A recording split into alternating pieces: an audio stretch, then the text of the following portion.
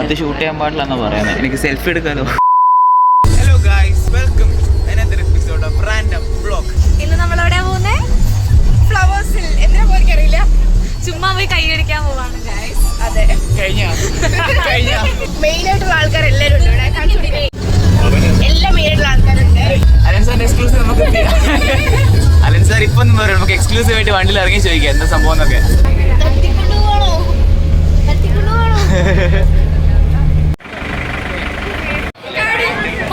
Experiment എഴുതിയില്ലേ?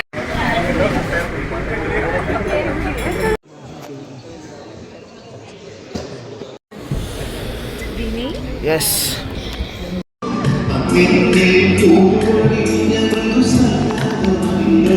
3 hours later. പെട്ടു guys, നല്ല രീതിക്ക് പെട്ടു ഗൈസ്.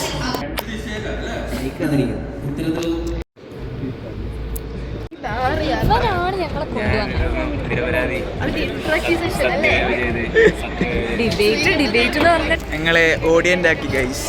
പിടിക്ക് പിടിക്ക് പിടിക്ക്. അയ്യോ, ഫ്ലോറൊക്കെ പക്ക, എല്ലാ സെലിബ്രിറ്റീസും ഉണ്ട്. പക്ഷെ ഇങ്ങനെ ഇരിക്കണം.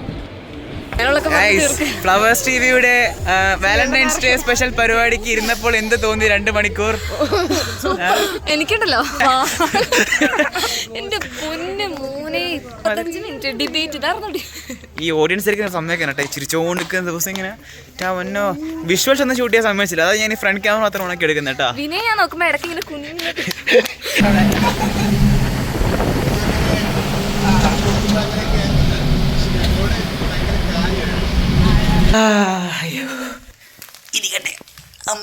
അയ്യോ, അപ്പോൾ നിങ്ങൾക്ക് ഈ വീഡിയോസിലൊന്നും ഒരു കണ്ടിന്യൂറ്റി കിട്ടിയിട്ടുണ്ടാവില്ല ഞാനിപ്പോൾ ആഡ് ചെയ്ത ക്ലിപ്സ് ഒന്നും. കാരണം നമ്മളവിടെ രാവിലെ ചെന്നപ്പോഴത്തേക്ക് മനസ്സിലായി അവിടെ ഓഡിയൻ്റ് ആയിട്ടാണ് ഇരിക്കേണ്ടതെന്ന്. അപ്പോൾ ഞങ്ങളൊരു 10 പേരുണ്ടായിരുന്നു, അലൻ സാറും ഉണ്ടായിരുന്നു. ഞങ്ങളവിടെ ഇരുന്നു.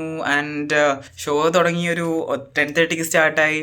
അതിനിടയിൽ നിന്നുള്ള കുറച്ച് ക്ലിപ്സാണ് ഞാൻ ഈ വീഡിയോസിൽ മെർജ് ചെയ്തത് തൊട്ട് മുന്നേ. അപ്പോൾ ഷോ സ്റ്റാർട്ടായി, ഞങ്ങൾ ഇരുന്നു. ഐ മീൻ സമയം പോകുന്നുണ്ട്. ഇത് ബ്രേക്കില്ല, അതില്ല. 2 hours 3 hours എന്നൊരു ഒറ്റ സ്ട്രെച്ചിൽ നമ്മൾ 2 മണിക്കൂർ ഇരുന്നു. പിന്നെ ഫുഡ് കഴിക്കാൻ ഇറങ്ങി, പിന്നെ ഇരുന്നു. അപ്പോൾ ഇതിലൂടെ ഞാൻ പറയാൻ ഉദ്ദേശിച്ചത് വേറെ കാര്യമായിരുന്നു. പക്ഷേ ഇപ്പം എനിക്ക് പറയേണ്ടത് ഇങ്ങനത്തെ ഓരോ TV ഷോസിൻ്റെയും ബിഹൈൻഡ് എത്ര പേര് പണിയെടുക്കുന്നുണ്ട് എന്നുള്ള കാര്യം എവിഡൻ്റ് ആയിട്ട് ഞങ്ങൾക്ക് ഇന്ന് കാണാൻ പറ്റി.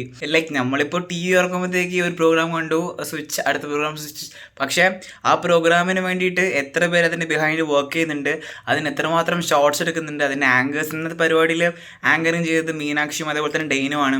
അതേപോലെ തന്നെ ജഡ്ജസ് അല്ലെങ്കിൽ കോണ്ടസ്റ്റൻസ് ആയിട്ട് മധു ബാലകൃഷ്ണൻ ആൻഡ് വൈഫ്, പിന്നെ ഔസേപ്പ് ബച്ചൻ ആൻഡ് വൈഫ്, പിന്നെ ആരൊക്കെയായിരുന്നു, മറ്റേ ആര്യ ദയാൽ ആൻഡ് പുള്ളിക്കാരിയുടെ ഹസ്ബൻഡ്, അതേപോലെ തന്നെ ഉണ്ണി മേനോൻ. അതേപോലത്തെ ഫ്ലവേഴ്സിൻ്റെ ആ ഒരു പ്രോഗ്രാമിനുള്ള ഓൾമോസ്റ്റ് എല്ലാവരും അവിടെ തന്നെ ഉണ്ടായിരുന്നു.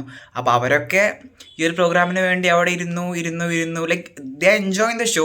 But at the same time അതിൻ്റെ ഡയറക്ടേഴ്സും അതിൻ്റെ ക്രൂ മെമ്പേഴ്സൊക്കെ കൺസിസ്റ്റൻ്റ് ആയിട്ട് ഒറ്റ സ്ട്രെച്ചിൽ ഷൂട്ട് പോയിക്കൊണ്ടിരിക്കുകയാണ്. ഞങ്ങൾക്കൊരു വൈകിട്ട് 5:30 ആകുമ്പോഴത്തേക്ക് സംഭവം മടുത്തു. ആക്ച്വലി ഇരുന്ന് മടുത്തു. പക്ഷേ അവിടെ ചോദിച്ചപ്പോൾ പറഞ്ഞത് ആ ഒരു ഷൂട്ടൊക്കെ രാത്രി 1, 2, 3 മണി വരെയൊക്കെ പോകുമെന്നാണ് ഞങ്ങൾക്ക് അറിയാൻ സാധിച്ചത്. അപ്പം ഇതാണ് ഇവരുടെയൊക്കെ ഹാർഡ് വർക്ക്, ഹാറ്റ്സ് ഓഫ് ചെയ്തേ പറ്റൂ. അത് അവരുടെ പ്രൊഫഷനാണ്. പക്ഷേ നമ്മൾ അവരുടെ ഹാർഡ് വർക്ക് മാനിക്കണമല്ലോ. അപ്പം ഇവരൊക്കെ എങ്ങനെയാണ് ഇതിൻ്റെ ഈ ഷോസിൻ്റെ പുറകെ പണിയെടുക്കുന്നത് എന്ന കാര്യം ഇന്ന് ബോധ്യപ്പെട്ടു. വളരെ എന്താ പറയുക, മറക്കാൻ പറ്റാത്തൊരു എക്സ്പീരിയൻസ് തന്നെയാണ് ആക്ച്വലി സംഭവിച്ചത്. പക്ഷേ ഇവരുടെയൊക്കെ എഫേർട്ട് ഇതിൻ്റെ പുറകിലുണ്ടെന്ന് കണ്ടപ്പോഴത്തേക്ക് എന്താ പറയുക, അതൊക്കെ അപ്രീഷിയേറ്റ് ചെയ്യാതിരിക്കാനും വയ്യ എന്നൊരവസ്ഥയാണ്.